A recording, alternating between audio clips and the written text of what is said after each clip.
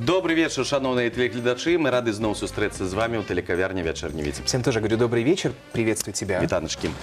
Наш город уже отпраздновал День города, и дата, конечно, символическая выбрана для того, чтобы мы все могли не только отпраздновать, но и вспомнить события, на самом деле, давно минувших дней, но которые важно помнить нам всем.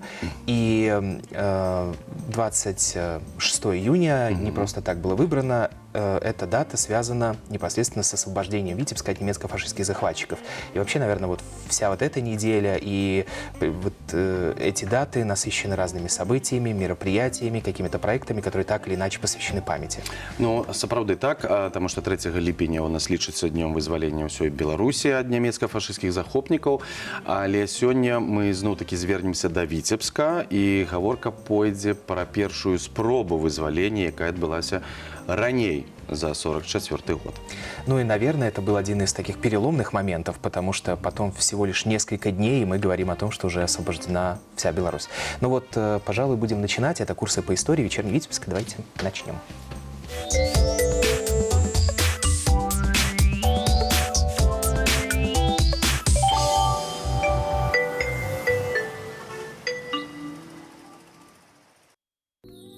Сябры, сёння у нас у гостях Дзяніс Юрчак, кандыдат гістарычных навук, дацэнт, і Дзяніс Яковлеў, галоўны захавальнік фондаў Витебскага абласнога музея Героя Советскага Союза Міная Піліпевіча Шмырова. Усім добрый вечар.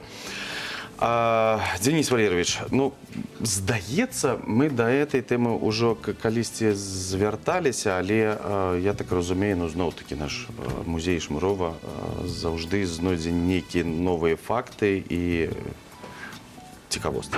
Ну, да тэмы звярталіся, але зноў ж такі супадзення дат, якія выпадаюць вось на канец чэрвеня, на ліпень. Яны падштурхоўваюць нас у чарговы раз прыгадаць слаўныя старонкі вызвалення і віцебскае вызвалення Беларусі. Таму што гэта быў працэс расцягнуты, але тым не менш 26 чэрвеня 44 года Витебск быў вызвалены, 3 ліпеня афіцыйна быў вызвалены Мінск, сталіца Савецкай Беларусі, што ж стала якраз асновай для святкавання і з'яўлення дзяржаўнага свята, прычым як у савецкія часы, так і зараз. Але пры гэтым варта разумець, што спробы вызвалення і магчымасці вызвалення асобных гарадоў, у тым ліку Віцебска, былі і раней. Таму што калі мы адштурхоўваемся ад 44 года, але ў прынцыпе тэарэтычна вызваліць Витебск маглі яшчэ ў пачатку 42 года. І гэта знакавая падзея, якая потым стала асновай для з'яўлення іншага унікальнага феномена за ўсю Вялікую Айчынную вайну і за другую сусветную вайну адначасова, такога феномена, як Сурожскія ці Віцебскія вароты. Хаця, ну, цяжка сказаць, ці маглі б вызваліць, наўрад ці б маглі б вызваліць у пачатку 42 года, улічваючы суадносіны сілы, улічваючы тое, што гэта не зусім падрыхтаваны рэйд быў. Але, ну, калі была магчымасць ажыццявіць такі глыбокі рэйд, і калі па сутнасці перадавыя часткі 4-й ударнай арміі падышлі да Віцебска, праўда, потым хутка вымушаны былі адступаць, каб не патрапіць у абкружэнне, але тым не менш гэта унікальная з'ява. З'ява, якую, у прынцыпе, мы таксама можам ганарыцца. Гэта гераічная старонка гісторыі, якая вось затым была упісана ва ўсе падручнікі гісторыі дзейнасцю беларускіх, у першую чаргу віцебскіх партызан на тэрыторыі менавіта Віцебшчыны. Таму на гэта варта акцэнтаваць асобную ўвагу. Таму, кажучы пра вызваленне і віцебскае, кажучы пра магчымасці яго вызвалення раней, абавязкова варта звярнуцца якраз да гэтай тэмы. Ну і тут, я думаю, нам дапаможа. Ну, мы можем разом.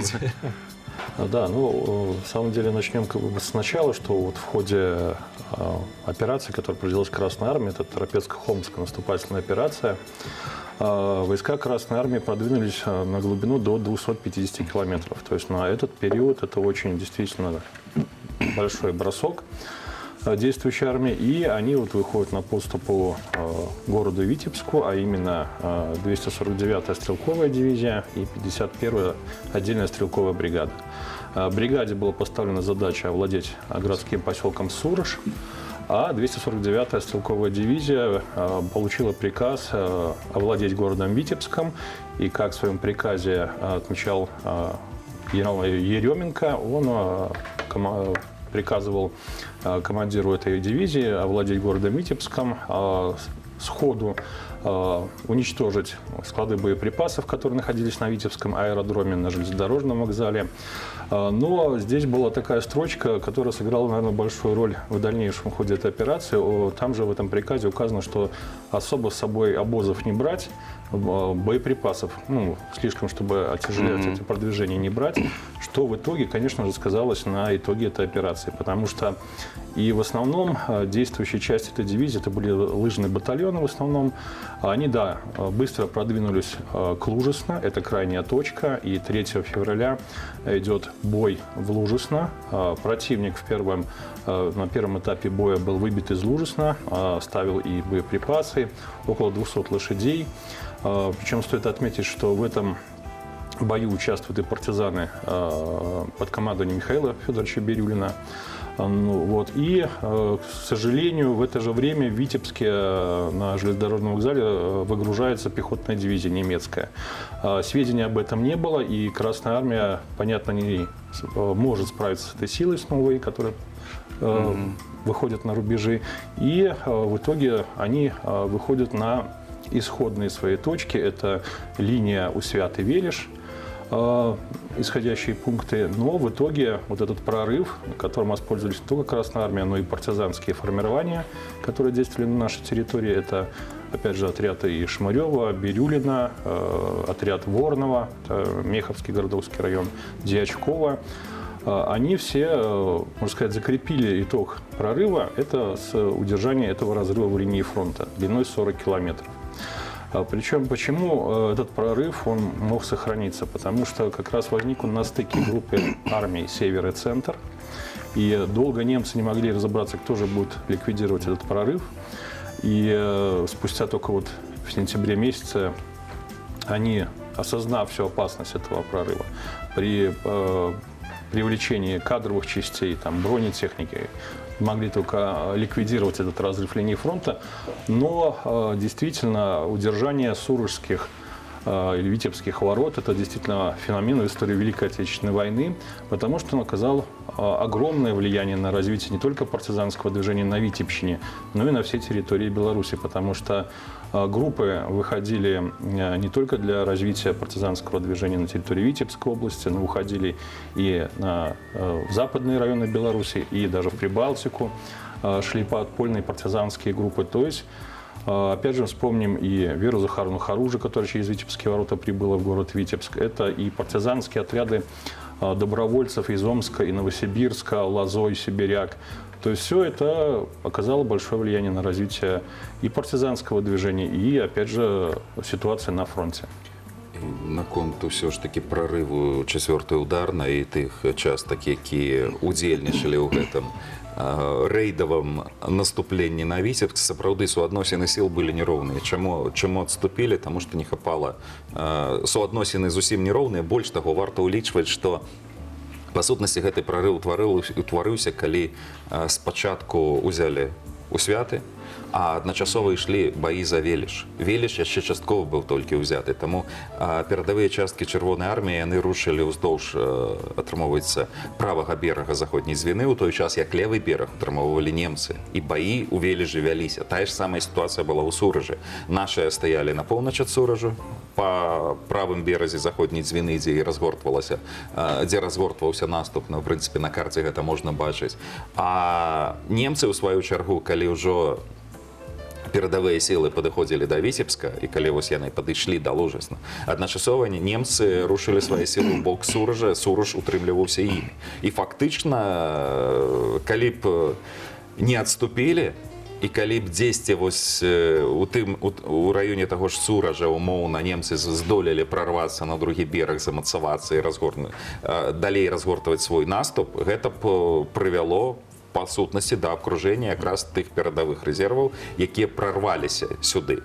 Таму, каб гэтага не дапусціць, спачатку адступілі ў астраўскія, а потым утварыўся вось той самы унікальны фенамен. Ну і, дарэчы, калі глядзець успаміны, калі пагартаць кнігу «Памяць Віцебскага района», там цікавы ўспаміна ёсць, калі, ў прынцыпе, немцы яны думалі, што яны ў глыбокім тыле знаходзяцца. Тут не проста партызаны з'яўляюцца, тут з'яўляюцца рэгулярныя перадавыя часткі. І гэта пачатак лютага 42-го года. Быццам бы сапраўды глыбокі тыл. З другого боку дзвіны сапраўды поўнасцю амаль кантралявалася нямецкімі сіламі, але вось гэты вялікі лясны масіў, які асабліва вялікай колькасцю дарог не вылучаўся, і сапраўды на стыкі двух армій кожны камандуючы групы армій, цэнтр групы армій поўнач лічыў, што гэта не такі стратэгічна важны аб'ект, гэта не туды не варта накіроўваць вялікія рэзервы, але у выніку ўсё ж такі сапраўды у верасні 42-го года ўсё ж такі вырашылі максімальна ліквідаваць. Ну, тым не менш, што значыцца максімальна ліквідаваць, узяць пад кантроль асноўныя населеныя пункты, таму што па сутнасці ўзяць поўнасцю пад кантроль гэты вялікі лес на той момант.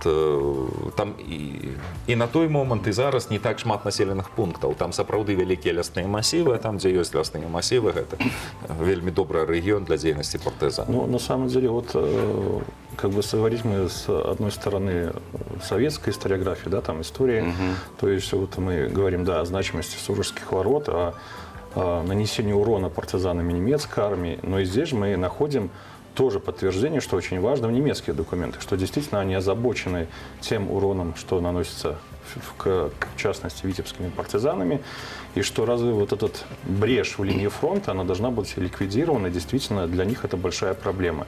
А что немцы, ну, яны ж таксама некие дзеянні рабілі?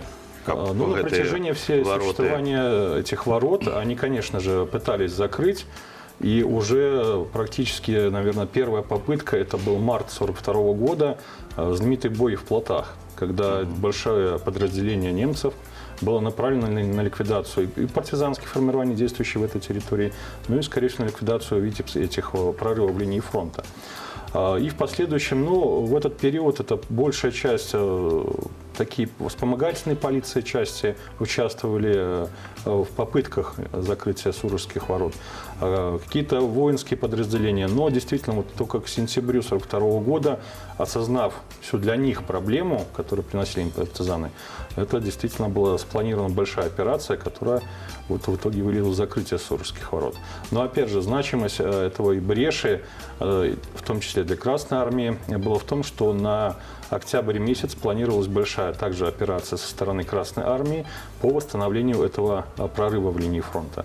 Но по ряду причин операция не произошла, но все равно какие-то места оставались, которые партизаны воспользовались для перехода, конечно, не такими большими группами, но отдельными мелкими группами все-таки линию фронта переходили. А ворота эти просуществовали? С февраля по сентябрь месяц 1942 года. То есть, ну, чуть, ну, полгода, да, чуть больше. Да, и причем вот знаменитая есть картина Модерова «Партизаны на совещании у Сталина», где было собрание партизан в сентябре 1942 года, и когда некоторых руководителей партизанских отрядов, бригад спрашивали, как вы добрались сюда, в Москву, ну, то есть большинство из них прилетело на самолете через линию фронта. А некоторые, вот, которые из Витебского региона, говорили, вот мы на машине приехали прямо от партизанского отряда и к вам в Москву. Все были удивлены, в том числе и Сталин. Поднял, он попросил Шмырева рассказать, что же за такой за разрыв. И именно вот в сентябре он узнает об этих существовании Витебских ворот. И потом уже вот небольшой отрезок до их закрытия произошло возобновление, усиление снабжения партизан вооружением, боеприпасами вот уже по командованию, по поручению Ставки.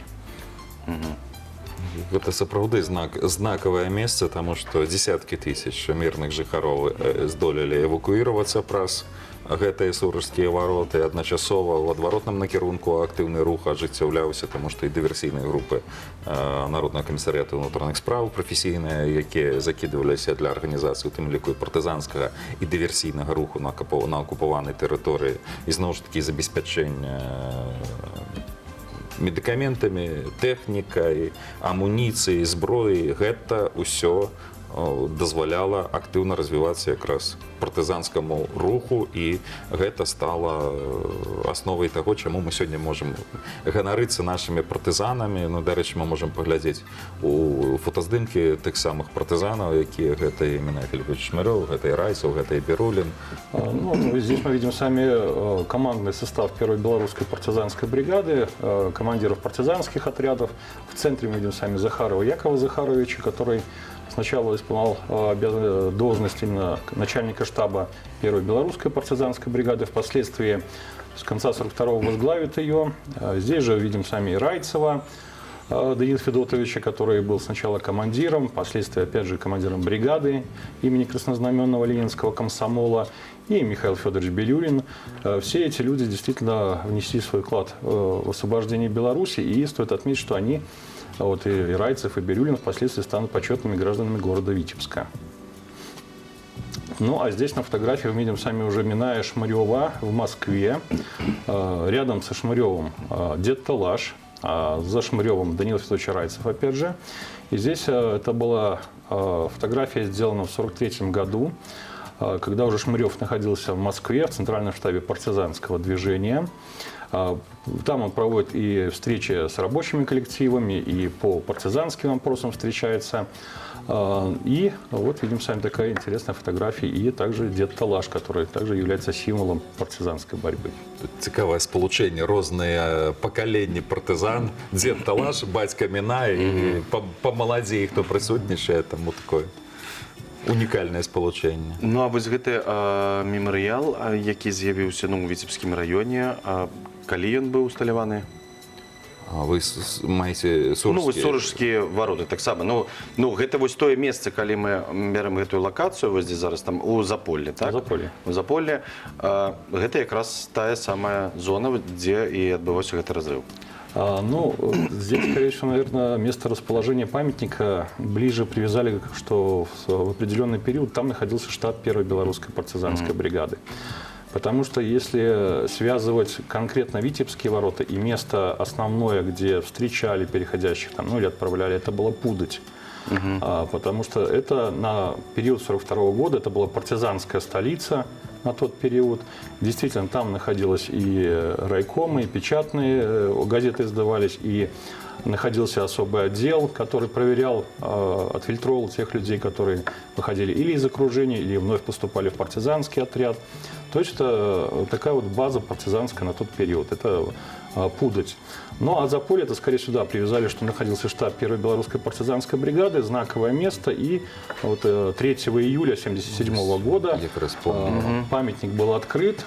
Видим с вами, да, 2 штыка. Это один побольше, это Красная Армия символизирует, ну и второй это партизаны. Их вот объединение вот с Витебских ворот, потому что стоит отметить, что действительно удержание с одной стороны партизанами, но одни партизаны, конечно, бы не смогли удержать эту брешь, потому что все-таки территория 40 километров длиной. С другой стороны, им помогали и части Красной Армии, потому что это проявлялось в том, что они направляли в партизанские отряды людей-инструкторов, это по подрывному делу, санитарному делу. Различные виды оказывали помощь партизанам и в вооружении, и боеприпасами. И это взаимодействие, даже есть воспоминания командира стрелкового полка, в который входил в 360-ю стрелковую дивизию, они тесно взаимодействовали с бригадой Шмырева, и что вот Шмырев даже подарил командиру полка коня. Вот, знак своей благодарности о том, что красноармейцы поддерживали тоже партизан и взаимодействовали вместе. Ну, до речі, наконт помніка, коли все ж таки прогучало, чому месца обрано. Ну, а справа ў тым, што месца часцей за ўсё выбіраюць з пункту гледжання яшчэ і лагічнасці падыходу, звычайна, у якіх-небудзь вялікіх населеных пунктах, адміністрацыйных цэнтрах, каб яго было прасцей і стварыць, і абслугоўваць, і забяспечыць добраўпарадкаванне. Таму тут ёсць свая спецыфіка. Ну, дарэчы, гэтыя 2 штыкі вельмі сімвалічныя, яны адначасова яшчэ і самі вароты нагадваюць. Вось якраз і стык, і плюс той самы разрыв. Таму эфект адназначна такі візуальны ёсць і глядзіцца гэта вельмі каларытна, вельмі прыгожа. Ну, калі хтосьці жадае паглядзець і паслухаць пра гэта больш падрабязна, можна звярнуцца да нашага старога эфіру, перадачы «Пакуль жывыя будзем памятаць», якую можна знайсці на YouTube-канале Віцебскае тэлебачання. Таму каму цікава, у прынцыпе, у тым жа складзе... Вось якраз і тады ездзілі разам. У тым жа складзе, але больш падрабязна, непасрэдна пра сам помнік, і адначасова якраз і в аколіцы можна ўбачыць і ўбачыць лужысна ў тым ліку, як месца, куды дайшла тая самая перадавая частка часовага. Пра лужысна я памятаю таксама і Мікалай Васильевич Півовар тады расказваў, што тады немцы якраз выскоквалі з вокнаў амаль у кальсонах. Людзі не чакалі, называюць. Слова «людзі» можа не зусім добрае, але ў дадзеным кантэксце. Але калі вораг вельмі ўпэўнена сябе адчуваў на акупаванай тэрыторыі, а тут раптоўна, і зноў ж такі паўтаруся, не партызаны, а перадавыя часці арміі падышлі. Ну, гэта вельмі сімвалічна і, канешне, для іх, я думаю, для тых, хто выжыў, гэта было ўражанне надзвычай цяжка, але надоўга запомнілася. Денис, если вернуться именно к Сурожским воротам, вот что значит на протяжении полугода удерживать такую брешь во фронте? Чего это стоило партизанам? Как строилась, не знаю, оборона этого разрыва в линии фронта? Я так понимаю, регулярно совершались какие-то попытки атаковать, и нужно было там отвечать боем. Вот можно ли это рассказать так, не знаю, сколько получится, ну, не кинематографично, но... Тотально, так. Да, но чтобы действительно люди понимали, что значит было удерживать вот эту вот возможность переходить с одной стороны на другую. Ну, здесь, наверное, стоит отметить, что не было единой линии фронта. То есть, как мы смотрим в фильмах, линия окопов идет 40 километров. Ну и на картах обычно красная линия идет, все знают. Да, это линия фронта, нет, за нее... К сожалению, здесь так не было. Во-первых, это и местность дает знать, это и болотистая местность, лесные массивы и так далее. Здесь партизаны брали такие укрепленные пункты, например, ну, деревни возьмем сами, Горькаво, Островские.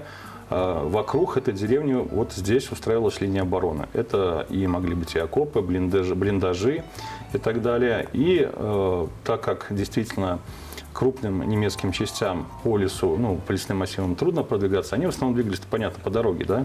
И населенные пункты, которые находились на этих дорогах, они такими становились, ну, бастионами, можно сказать. И когда немцы различными путями, различными подразделениями количества пытались пробраться вот в Сурожскую партизанскую зону, то, конечно, на их пути были вот эти вот укрепленные населенные пункты. Партизаны вели боевые операции, в основном это большая часть операций, это лето, июнь-июль 1942 года, когда немцы стараются ликвидировать и партизанские формирования на этой территории и пробиться вот к этой бреши. Но партизаны вот, действительно этот весь период удерживают они.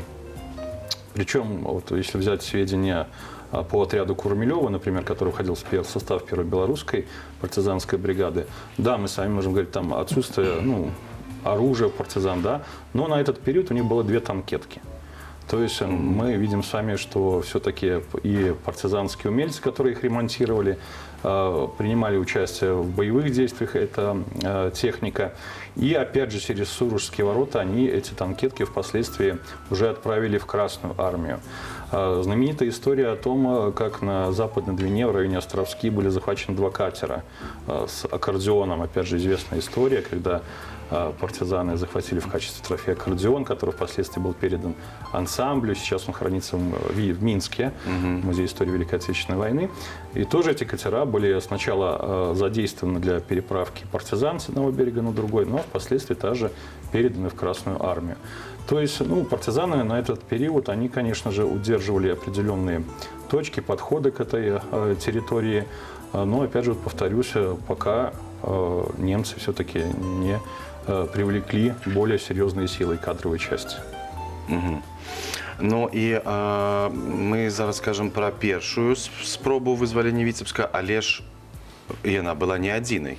Спробаў было дастаткова, але зразумела, што наколькі хапала магчымасцей, наколькі хапала ресурсаў дзеля таго, каб узяць горад, і варта разумець, што з пачатку 44 года, па сутнасці, Віцебск нездарма быў аб'яўлены горадам-крэпасцю, які варта утрымліваць да апошняга, таму што не толькі Віцебск, як увесь беларускі балкон, які быў скіраваны у бок Масквы, зразумела, што страціць яго можна было проста павярнуць у другі бок, і гэта прамы шлях на Берлін.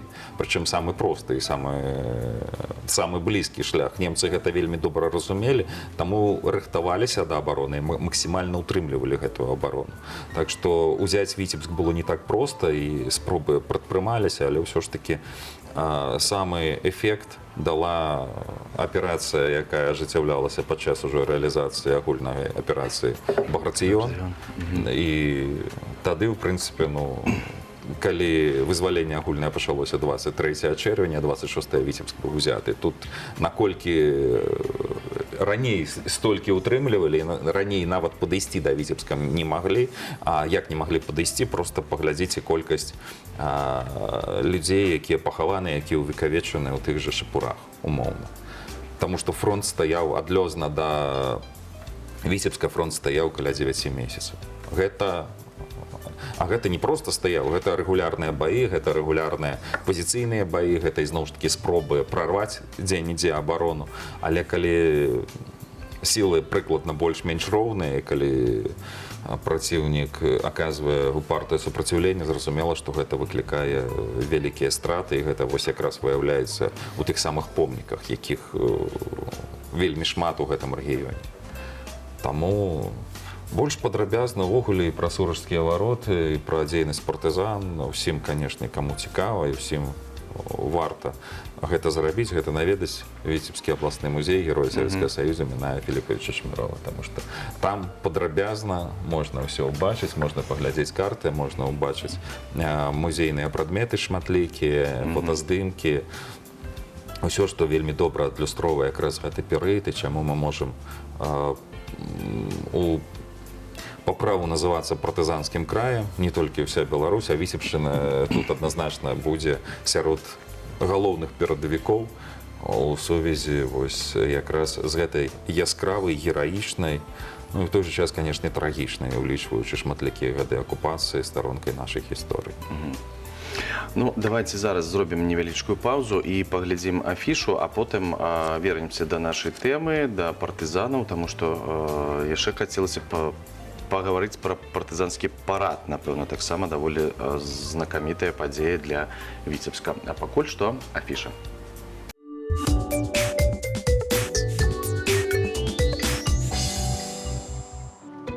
В Витебском областном краеведческом музее открылась выставка «Мой Дагестан». Проект посвящен различным проявлениям традиционной культуры народов региона. Экспозиция объединяет предметы декоративно-прикладного искусства, фотографии, живописные графические работы, раскрывающие этническое многообразие региона и его живые традиции. Особенности экспозиции – подлинные этнографические памятники XIX первой половины XX века демонстрируют особенности традиционных промыслов – ковроткачество, вышивку, резьбу по дереву и металлообработку. В Музее истории частного коллекционирования продолжается выставка «Волшебный мир миниатюры». Художница и кукольница-миниатюристка Наталья Поликарпова представила новую экспозицию, в которой каждая деталь проработана с высокой точностью и художественным мастерством. Зрителям представлено 11 румбоксов, мини-интерьеров, комната в коробке, 3 кукольных дома в викторианском стиле, замок красавицы и чудовища, замок с 7 башнями и множеством миниатюрных помещений. Выстава «Па той бок» мастака беларускага тэатра «Лялька» Дмітрыя Гаралевіча прадстаўлена ў галерэі Віцебскай абласной бібліятэкі. Для сцэнаграфіі сучаснага лялечнага тэатра вельмі важнымі з'яўляюцца індывідуальнасць мастака, яго почерк у сцэнічным творы, погляд на сусвет. В областном методическом центре народного творчества действует выставка «Гуки родной земли. Белорусские народные инструменты». Проект посвящен истории и многообразию музыкальной культуры края, а также мастерству народных умельцев, которые на протяжении веков создавали инструменты, отражающие душу белорусского народа. В ратуше продолжается выставка «Главный на дороге», посвященная 90-летию госавтоинспекции. Экспозиция через архивные материалы, фотографии, служебные предметы рассказывает о становлении и развитии службы, которая на протяжении десятилетий обеспечивает безопасность дорожного движения. Жыццёвая меладрама на сцэне коласаўскага. У спектаклі пастаянна чуецца трывожнае водгулле вайны, адзінага адмоўнага персанажа п'есы, але пад ціскам жыццёвых выпрабаванняў героі не толькі сталі злоснымі і помслівымі, яны захавалі ў сабе чалавечую годнасць, міласэрнасць, дабрыню.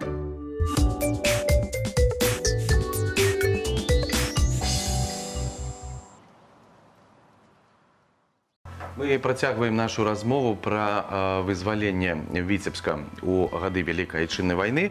І вось падышлі да партызанскага парада, і нават у нас ёсць гэта вуліца Богдана Хмельніцкага зараз, так, дзе ўсталяваны памятны знак аб тым, што менавіта там адбываўся гэты партызанскі парад. Ужо непасрэдна, амаль што праз месяц пасля вызвалення. Ну, гэта знакавая падзея, і зноў ж такі тая падзея, якая засведчыла важнасць партызанскага руху на тэрыторыі Беларусі, на тэрыторыі Віцебшчыны ў першую чаргу, таму што, па сутнасці, парадаў было два. У Мінску. Это я потом дополню. У Мінску і ў Віцебску, і якраз падзея вельмі знакавая, таму што галоўнае, што тыя самыя байцы, якія доўгі час сядзелі, змагаліся не ў самых спрыяльных лясных умовах, якія аказвалі супраціўленне, як не толькі лясных, зразумела, што у нас былі і партызанскія зоны шматлікія, дзе, ў прынцыпе, немцаў амаль не было, за выключэннем карных аперацый. Але тым не менш, вось Віцебшчына паказала сваю гераічную старонку гісторыі, якая адлюстравана і не толькі ў заполлі, яна адлюстравана і на нашым галоўным монуменце, прысвечаным ўсё ж такі Вялікай Айчыннай вайне. Гэта мемарыяльны комплекс гонар савецкіх салдат, падпольшчыкаў і якраз партызанаў на плошчы Перамогі ў горадзе Віцебску, таму што якраз гэта сімвалізуе гэтыя тры штыкі, і вельмі сімвалічна, што ў прынцыпе парад адбываўся не вельмі далёка ад гэтага месца на сучаснай вуліцы Богдана, якая носіць імя Богдана Хмельніцкага.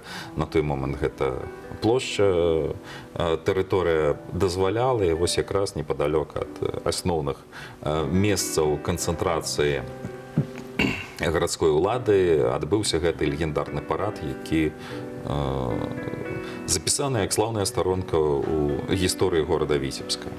Дарэчы, можна бачыць вось самі фотаздымкі. Правда, сложно определить, что это Витебск по... Здание вот. Или как раз поэтому Гэта адзіны будынак, які захаваўся з таго часу, гэта Богдана Хмельніцкага 9, калі зараз не памыляюся, гісторыка-культурная каштоўнасць наша. Будынак з чырвонай цэглай. Гэта на скрыжаванні Шубіна сучаснай была Ясенная плошча. Яна вельмі дазваляе. Гэта, вось, дарэчы, тыповая забудова, калі не каменны горад, вось мы бачым, што гэтага дома не захавалася, на жаль. Звычайны прыватны сектар, характэрны для горада трыбуна і кіраўніцтва горада. А правда, што там таксама удзельнічала каза? Нейкія фотаздымкі былі, што там ішлі таксама з казой? Не встречалась такая информация. На параде присутствовал и основные руководители партизанского движения, это и тоже Минай Шмарев, и Кудинов Василий Романович, то есть с приветственным выступлением выступили с трибуны. И, конечно же, парад, как впоследствии вспоминает Михаил Федорович Бирюлин, он говорил, что действительно вот этот парад партизанский витебский, он был похож на парад в Москве 7 ноября 1941 года. Конечно же, не по значимости, что там люди уходили на фронт, но он писал, что у нас был уже свой новый фронт, трудовой, что действительно восстановить надо город Витебск, который был практически полностью разрушен. И о количестве парадов хотелось бы добавить, потому что действительно, вот говорим, что парад в Минске, парад Витебский, партизанский, да, но вот работая с периодической печатью, выяснилось, что 23 июля у нас также был парад в Пинске и в Смоленске. Поэтому осталось только узнать и разобраться в этом вопросе, почему выбран был именно этот день. И вот почему эти города были, вот, опять же, определены местами для этих. И причем было принято письмо, направлено Сталину, где действительно текст практически совпадает. То есть это было явно, ну, сорганизованное мероприятие, действительно, наверное, показать, что, ну, вот территория Беларуси была освобождена, и вот люди, которые участвовали в освобождении, партизаны, они были действительно большой силой, вот, провести эти парады в этих городах. Но это еще в будущем надо выяснить до конца. А потом парады стали традиционными, но с некоторой периодичностью, наверное. Ведь они не регулярно проводились. Партизанских больше не проводилось. Не было никогда, да. Больше нет. Гэта якраз адметнасць таго перыяду. Ну, звычайна мы рабілі акцэнт, што у нас адзін, но вось аказваецца не зусім адзін, з Мінскам, а тут... Хаця, калі пачаць капаць, вельмі часта так і з'яўляецца. Вось дзе-небудзь у невялікіх зараз населеных пунктах, хаця варта разумець, што на той момант і калі мы кажам пра вобласць, Віцебская вобласць таксама была крыху не ў тых межах, якая зараз Беларусь. На пачатак вайны гэта 10 асобных абласцей, і Віцебшчына была падзелена яшчэ асобна Полацкая вобласць, плюс яшчэ у складзе Маладзечанскай знаходзіліся, таму тут заходняя частка Віцебскай вобласці, таму тут калі праводзілі менавіта тут, у першую чаргу мы рабілі акцэнт на Віцебскай яго ваколіцы, як партызанскі край. Хаця зразумела, што партызаны былі у рознай колькасці, але тым не менш атрады шырока прадстаўлены па ўсёй тэрыторыі Віцебскай вобласці, што зараз і адлюстраваны ў тых жа музейных экспазіцыях, раённых музеяў, дзе ў кожным раёне можна пачуць і даведацца пра гэтыя слаўныя старонкі гісторыі. Ну, і не толькі, як і на старонках кнігі «Памяць», і ў іншых выданнях. Ну, а калі казаць пра... Ну, вось мы ўжо казалі пра непасрэдны мемарыял «Віцебскія вароты». Калі пачалося ўвогуле ўвекавечанне такое непасрэдна звязанае з партызанскім рухам у Беларусі? Ну, гэта ўвогуле... Ну, гэта нейкі адзіны такі перыяд быў, гэта калі... у агульным кантэксце ўсё ж такі, я б сказаў, што, напэўна, калі цікавасць да Вялікай Адчыннай вайны, ну, не тое, што цікавасць, адразу пытанне ўвекавечання стала, як толькі гарады больш-менш аднавіліся, як толькі больш-менш аднавілася эканоміка, і калі стало пытанне пра мемарыялізацыю тых самых пахаванняў і савецкіх салдат, і партызан, тым больш, што вельмі часта яны былі пахаваны ў адных і тых жа пахаваннях. Хаця з партызанамі, зразумела, гэта калі хтосьці гінуў у лесе, вельмі часта пра яго магло... Мы па сённяшні дзень звяртаюцца, там, дапамажыце знайсці каго-небудзь, ну, пахавалі. А там просто указано, там похоронено в Щелбовском лесу. И мы все с вами знаем, что Щелбовский лес какого размера, да, территория, и установить действительно это очень сложно. Нават калі дзесьці там на кіламетр ад вёскі, але калі там не было нічога не пастаўлена, і нават пасля вайны не паспелі зафіксаваць гэта, зараз усё задзернавана, і толькі ў выпадку якіх-небудзь земляных работ можна выпадкова, ну, ці падчас прафесійнага пошуку умоўна можна знайсці. Але добра, калі хтосьці там памятаў і пакінуў інфармацыю, што вось там, напрыклад, 20 метраў ад скрыжавання, больш-менш, хаця ізноў ж такі забіваць шурф прафесійна, калі прыязджае 52-гі пашуковы батальён, колькі было прыкладаў, калі яны выязджалі нічога не знайшоўшы. Хаця шукалі, выкарыстоўвалі спецтэхніку, выкарыстоўвалі абсталяванне, металашукальнікі, але пры гэтым, калі чалавек быў пахаваны, на ім нават не было нічога, што магло б вось змяшчаць метал і магло больш-менш дазволіць. Ну, можа, калі-небудзь у нас з'явіцца прафесійнае абсталяванне, як Мікалай Васильевич Півовар любіць прыводзіць прыклад, што зараз у Кітаі не вельмі развіваецца археалогія, таму што яны чакаюць, покуль з'явіцца такое абсталяванне, што можна будзе проста са смартфонам без асаблівых праблемаў сканіраваць і... Ну, гэта умоўна, але мы... Але гэта ўжо... Мы да гэтага ідзем. На сённяшні дзень хутчэй магчыма. Мы да гэтага ідзем, калі мы зараз археалогію ўжо шукаем з выкарыстаннем, у тым ліку, беспілотных сістэм, калі праграма LIDAR дазваляе проста сканіраваць і бачыць курганы, якія не бачны з зямлі, ці штосьці іншае, вось, па асаблівасцях рэльефу. Зараз тое ж самае у Мезаамерыкі так знаходзяцца і старажытныя гарады, якіх у джунглі ніколі не знойдзеш, але як толькі сканіруеш зверху, ўсё становіцца відавочна. І спецыялісты адразу бачаць. Можа, мы калі-небудзь прыйдзем, і гэта дасць магчымасць адкрыць яшчэ многія імёны і па меншай меры месцы пахавання. Таму мемарыялізацыя яна пачалася, яна ідзе, але тут ёсць другі бок, на які варта таксама звярнуць увагу. Калі ў 60-е, 70-е, 80-е гады усталёўваліся многія помнікі на месцах пахавання, у тым ліку ставілі тыпавыя помнікі, скульптурныя кампазіцыі. Вельмі часта яны зарабіліся з такога матэрыялу, які, канешне, даўгавечны, але тэрмін яго выкарыстання ўсё ж такі абмежаваны. Ну, той же бетон, умоўна, ён ад пастаяннага зацякання, ад перападу тэмператур, ад траплення вады ўнутр канструкцый, асобныя помнікі пачынаюць паступова разбурацца. І ў выніку з'явілася такая тэндэнцыя, калі ў нас здымалі асобныя скульптурныя кампазіцыі, калі стаіць умоўна салдат там з вянком, ці іх шмат разнастайных тыпаў. Яны, цяжка іх назваць аўтарскімі, ну, яны аўтарскія, зразумела, заўсёды працаваў прафесійны скульптар, але часцей за ўсё яны тыражыраваліся, яны ішлі ў вялікай колькасці, набываліся, таму мы вельмі часта ў адным і тым жа рэгіёне бачым шмат аднолькавых салдат. Што змаглі набыць, тое паставілі на гэтых пахаваннях. І, на вялікі жаль, многія такія помнікі мы згубілі. І зараз пайшла добрая тэндэнцыя. У нас ёсць у гэтым годзе два выдатных прыклады, калі два помнікі, адзін з іх аграгарадок Вароны Віцебскага района. Ён быў зняты, народ турбаваўся, куды там знік помнік. Это тот, что на кольце или не тот? У самих Воронах ля аўтадарогі. А, все, с левой стороны, понятно. Там адразу з трасы бачна. Гэты помнік быў зняты, яго крыху дапрацавалі і пакрылі шляхам тэхналогіі выкаладкі, яго проста пакрылі медным лістом. І па сутнасці захаваўся той самы аўтэнтычны твор, але ён ужо зроблены па такой тэхналогіі, якая захоўвае агульны выгляд, хаця могуць губляцца асобныя дробныя элементы, але тым не менш. Зараз мы бачым тых самых двух салдат з вянком, і яны стаяць на сваім законным месцы. Гэта выдатны прыклад. Ёсць яшчэ адзін выдатны прыклад, але другі па тэхналогіі. Гэта Новаполацк, мікрараён Баравуха. Доўгі час раней там стаялі амаль такія ж салдаты.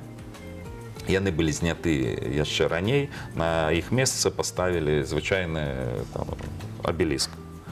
Зараз кіраўніцтва горада, і дзякую вялікі кіраўніцтву Новаполацкага гарвыканкама за такі падыход па вяртанні сваёй спадчыны. Яны прынялі рашэнне вярнуць назад гэтых двух салдат.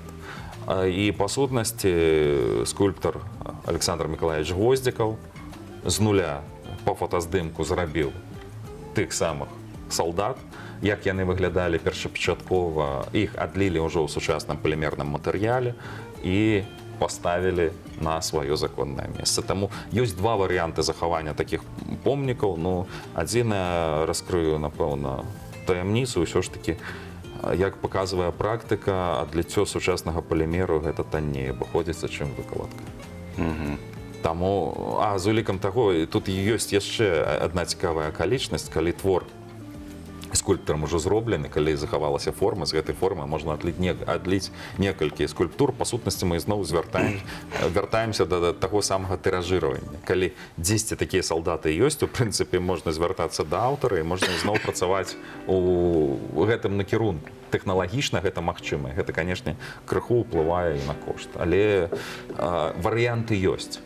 Галоўнае, што ў нас ёсць магчымасць захаваць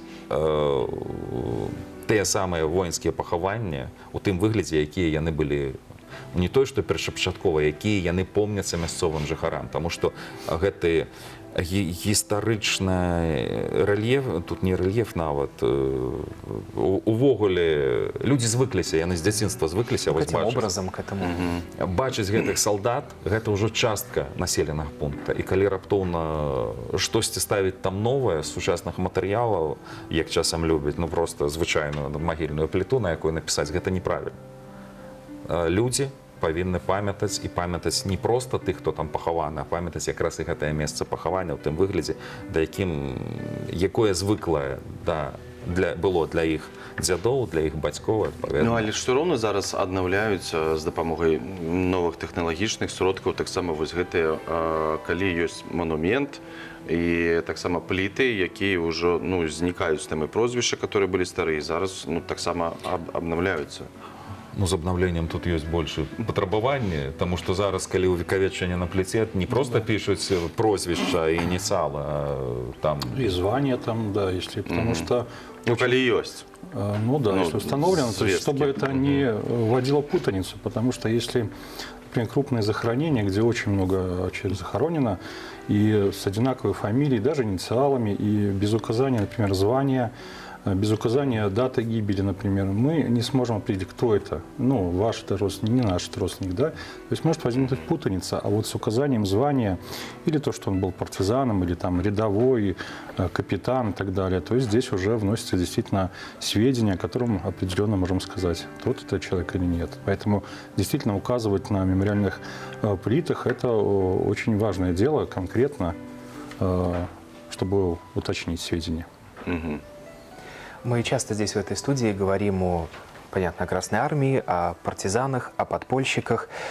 Память о всех увековечена, но о ком память увековечена больше? Я в плане того, что каких-то мемориальных мест, каких-то, опять же, памятников больше тем, кто служил в Красной Армии, или партизанам, подпольщикам всегда все, кто бывает на этом месте, говорят, уделяют недостаточно внимания. Тут справа ў тым, што ўсё ж такі ў рэгулярнай арміі з дакументамі было значна ўсё прасцей. Іх шмат, іх прасцей лакалізаваць. Ну і зноў ж такі рэгулярная армія, у нас абсалютная большасць пахаванняў, якая ёсць на тэрыторыі вобласці, часцей за ўсё гэта пахаванне ўжо перыяду вызвалення. Таму што многія падчас адступлення магло не захавацца слядоў ці не захавацца дакументаў. Адступаючыя часці маглі патрапіць пад бамбёжкі, яшчэ дзе-небудзь знікнуць і няма дакументацыі. Чаму зараз знаходзяць рэшткі умоўна і не могуць іх лакалізаваць. Вось гэта могуць быць пахаванні якраз тых самых адступаючых падраздзяленняў Чырвонай арміі на той момант. Ці гэта могуць быць тыя ж самыя партызаны, падпольшчыкі, мірныя жыхары, але дакументальна вельмі цяжка гэта пацвердзіць. Ці зноў ж такі быў які-небудзь партызанскі, невялікае партызанскае фарміраванне, яно загінула ў лясным масіве, дзе каго пахавалі, добра, калі мясцовыя ведалі, захавалі, і там гэта як-небудзь перадавалася з пакалення, пасля вайны сабралі інфармацыю, вось ведаюць. Але многія гінулі, і што з імі рабілі, што стала з рэшткамі, тут цяжкае пытанне. Таму і па колькасці зразумела, што ўсё ж такі, асабліва перыяд вызвалення, суадносіны сілы рэгулярнай арміі, суадносіны партызанаў былі, тым больш партызаны сыходзілі ў рэгулярную армію, тут своеасаблівыя працэсы адбываліся. Таму максімальна варта увекавечваць усіх, але зразумела, што вось, на вялікі жаль, поўнай інфармацыі далёка не ўсё задакументавана. І як вынік, нават тыя дакументы, якія ўсплываюць зараз, чаму на тых жа плітах можна зараз пазначыць прозвішчы, там вызначыць, хто дзе, таму што зараз падольскі архіў лічбуецца паступова, з'яўляецца ў інтэрнэце. Калі раней трэба было ехаць туды, сядзець з дакументамі, зараз УБД мемарыял, зараз ёсць спецыялісты, якія з гэтым працуюць, і тут вялікі дзякуй якраз супрацоўнікам музея, Віцебскага абласного музея Міная Філіпавіча Шмырёва за тую работу па ўвекавечванні, якая робіцца, і за тыя базы дадзеных, якія ёсць ужо непасрэдна па Віцебскай вобласці, па нашых рэгіёнах. Таму што інфармацыя з'яўляецца. І з'яўляецца кожны раз штосьці новае. Таму, калі сёння няма, не значыцца, што гэтай інфармацыі не будзе заўтра у АБД мемарыялы, у іншых банках звестак сучасных. Таму... Это значит, что возможно и появление каких-то новых мемориальных мест? Ну, калі пытанне, зноў ж такі, з'яўлення мемарыяльных месцаў, калі пахаванне, калі выяўляюць якое-небудзь новае пахаванне, новае падчас раскопак, часцей за ўсё перазахаванне адбываецца. Таму што ствараць на новым месцы, а хаця і зноў ж такі, якое новае месца? Там 2-3 байцы пахавана, 10, ці там пахавана умоўна некалькі тысяч, калі становіцца, ну так, умоўна. якой-небудзь хаця б некалькі нават сотень. Зразумела, перапахаваць такую колькасць гэта ўжо іншае пытанне, і калі там штосьці адбывалася, там можна якраз пакінуць гэтае месца і там стварыць новае мемарыяльнае месца, новы паставіць памятны знак, добраўпарадкаваць і гэтак далей. Гэта такі складаны працэс, і мясцовымі органамі ўлады кожны раз прымаецца рашэнне ў залежнасці ад сітуацыі, у залежнасці ад розных фактараў, якія ёсць. Таму справа ідзе, але справа не такая і проста. Але калі мы кажам пра тое, што у музеі таксама з'яўляюцца новыя звесткі, новая інфармацыя, на сённяшні дзень дагэтуль звяртаюцца людзі па дапамогу, каб адшукаць сваіх сваякоў, близких? Действительно обращаются, и запросов очень много. Конечно же, пики это приходят на 9 мая, на другие какие-то дни связаны. Но запросы идут практически каждый месяц, где-то запросы поступают от родственников. Причем сейчас, в последнее время, это больше Татарстан, Чувашия, вот те регионы, потому что здесь же опять стоит отметить, что было у нас несколько дивизий, которые были сформированы из уроженцев Татарстана и освобождали нашу Витебщину. И поэтому запросы приходят. Ряд запросов, конечно, получается сразу ответить им, то есть есть конкретное место захоронения, есть фамилия на плите.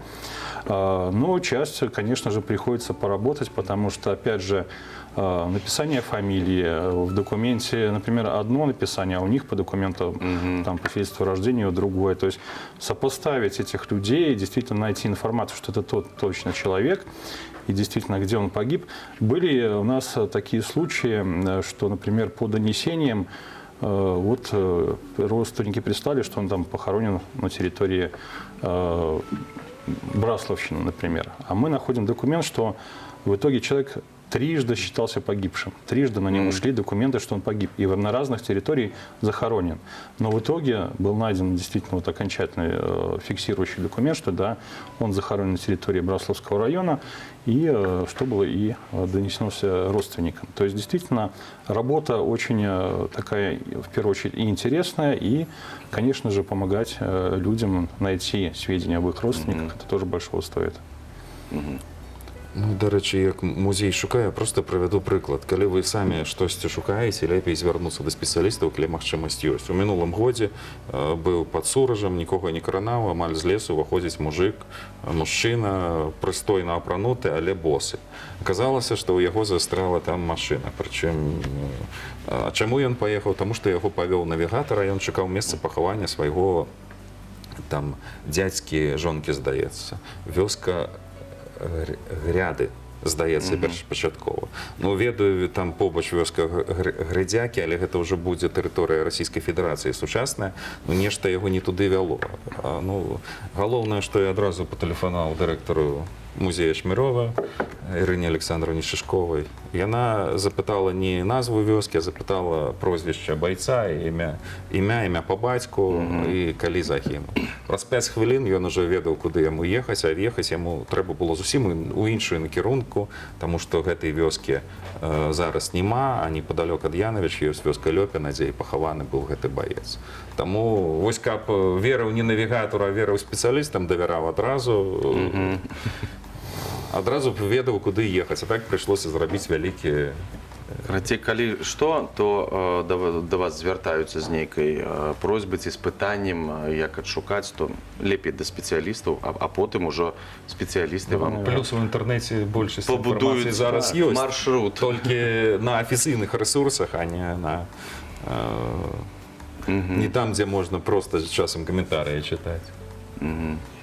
Дзякуй вам за цікавыя новыя звесткі і таксама за тое, што яшчэ глыбей мы даведаліся пра вось такі важныя падзеі ў гісторыі Витебска. Дякуй.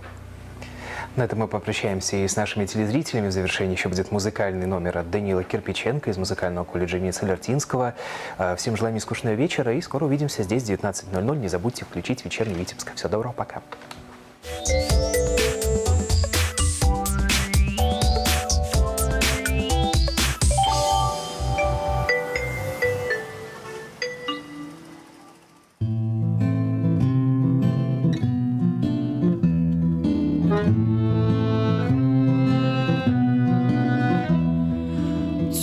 Темная ночь, только пули свистят по степи, только ветер гудит в проводах, тускло звезды мерцают.